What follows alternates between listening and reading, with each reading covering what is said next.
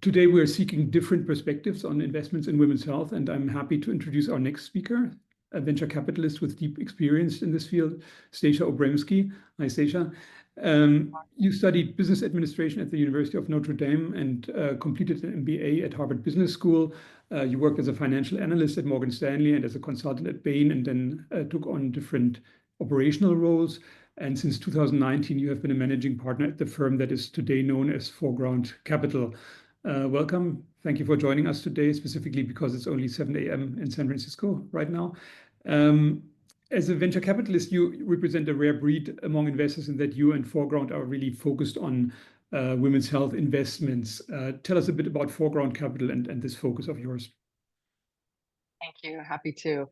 So my partner, 𝗤𝗶𝘁𝗶𝘁𝗍𝗶 and I started this journey about 6 years ago, recognizing that there were a tremendous amount of unmet need in the women's health space, and that we really needed early stage venture to spur innovation. We were beginning to see a very, very nascent innovation ecosystem, the femtech early days.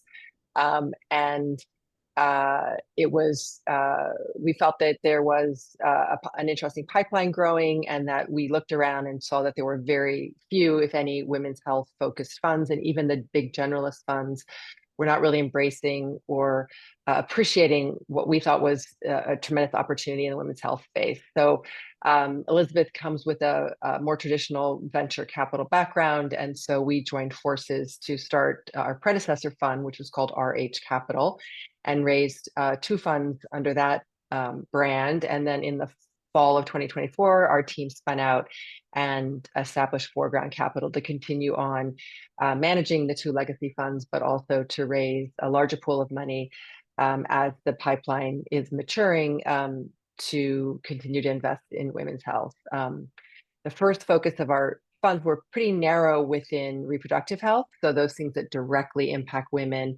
This third fund will look at conditions that both disproportionately and differentially impact women. And so we are taking sort of a more holistic, the overall health of women perspective to this next pool of funding that we're raising. Mm-hmm. Yeah. So in this Artemis community, we don't have only entrepreneurs and investors and pharma companies, but also academic scientists who are thinking about maybe starting their own company one day.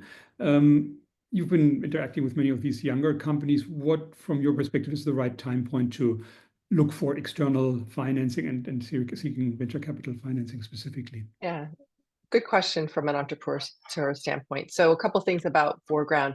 We invest early stage, so seed, Series A. We invest across all healthcare segments. So we do life sciences. We also do digital and service as well.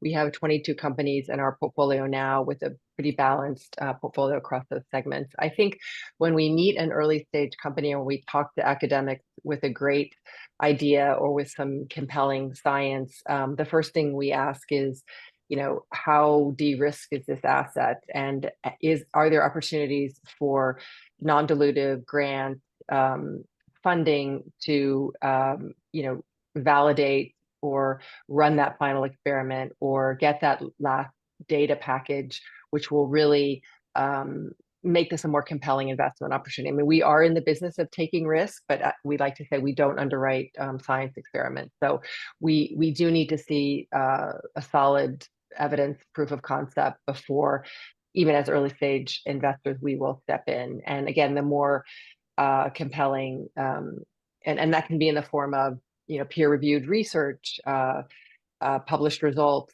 a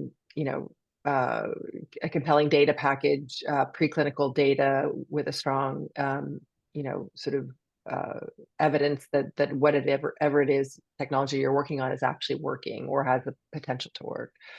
So I would say to the extent you can, and again that in the U.S. context may be changing, find NIH funding to de-risk find private grant funding. We know in Europe there are a number of very generous grant programs where companies can apply to. BII in Switzerland has a pretty generous internal grant program, and I think we like to see that the companies have exhausted all of those opportunities to find non-dilutive funding before they come to find, private funding for their company. Yeah, you mentioned the BII, the Bio-Innovation Institute in Copenhagen. So that's a great example of an institution that bridges sort of the divide between academic science and early stage companies. Most of these companies will, of course, have to raise several financing rounds over time. So how would you, or how should they think about their longer term financing strategy, and which role different investors play along the path?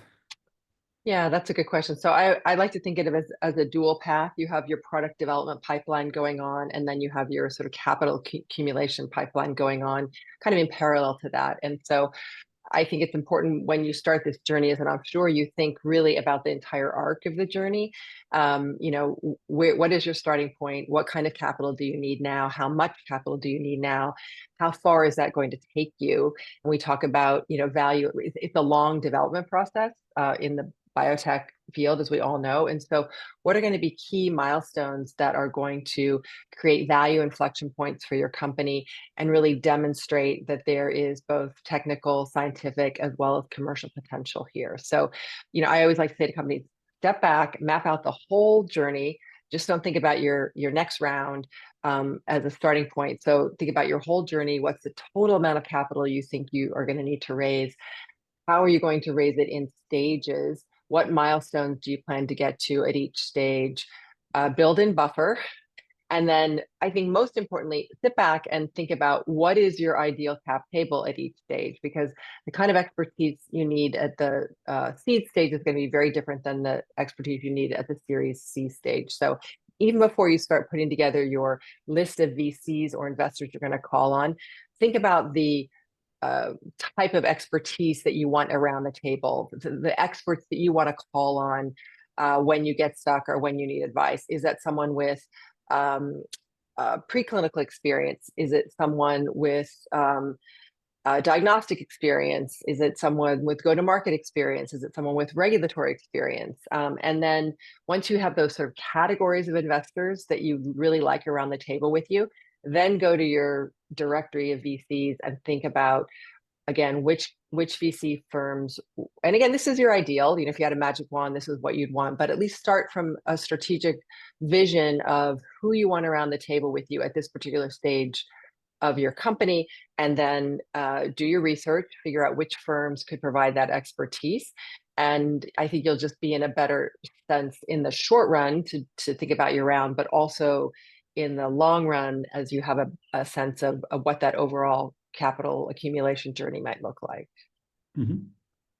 So you and Foreground Capital are based in the United States. We'll speak in a moment with Patrick from 𝗤𝘕nter, which is a Swedish company. So you do invest around the world. Maybe you can speak a little bit about what are the considerations that come into a US investor investing in Europe. What are the considerations from your side, and also what do you bring perhaps to a European company as a US-based investor? Thank you. I think, we believe that innovation can be found anywhere in the world. And so we have invested in about 4 or 5 companies that are outside the US. The key, though, is they need to be bringing their product or service to the US market in sort of in the near term. It needs to be either the primary or the secondary market that the company is looking to expand into. And, that's not hard because the US is obviously often the target market for companies, regardless of where they are in the world. So that's first and foremost is, even though the technology is OUS, is the US a target market for them?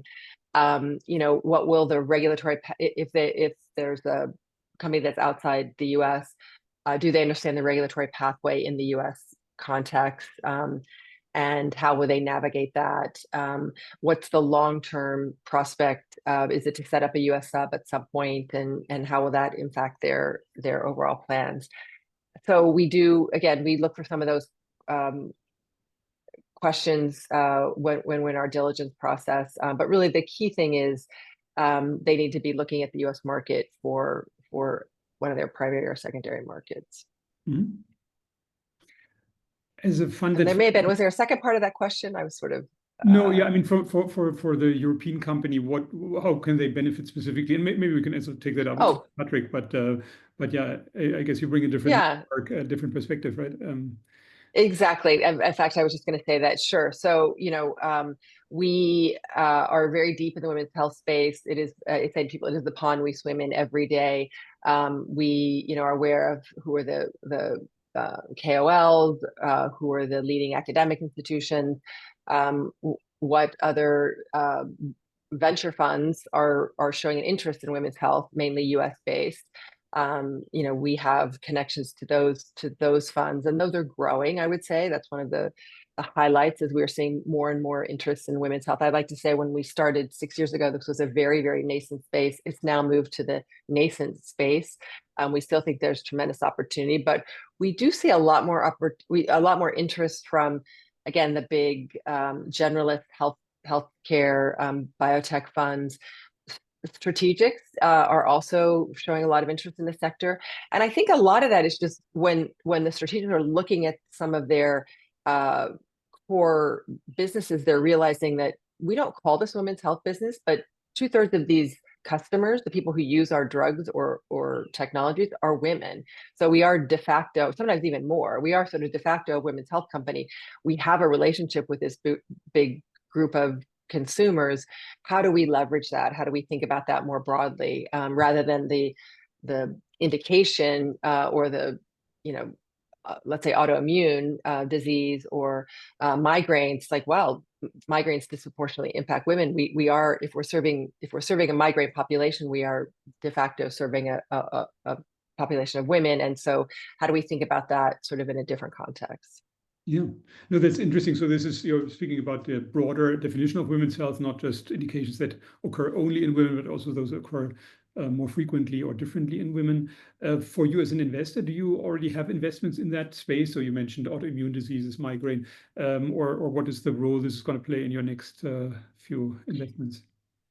Yeah, I would say our last investment in this fund, which we will make probably in the next week, is one of these conditions which disproportionately impacts women. It has to do with urinary incontinence. And, men also suffer from urinary incontinence, but women, again, more disproportionately. And so this last investment, while, again, it doesn't call itself a women's health company, predominantly serves an unmet need for women. And so that, I think, is a segue. That investment will be a segue to us looking more broadly in the next fund. We will look at things which disproportionately, and we think about disproportionately, that tends to be around, again, some of these autoimmune, urinary incontinence, migraines, conditions. And then differentially, we tend to think about cardiovascular events or stroke events.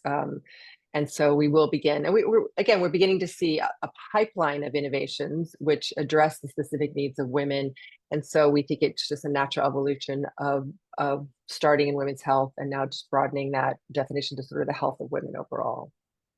Yeah, no, that's and speaking of segues, that's a perfect segue also to our next discussion. I mean, because 𝗤𝗏𝗰, while focused on a women-only indication, is a company from your portfolio. So we will now turn over to Patrick Stenberg, and then Stacia, you will join us a bit later for the panel discussion. Great. Thank you.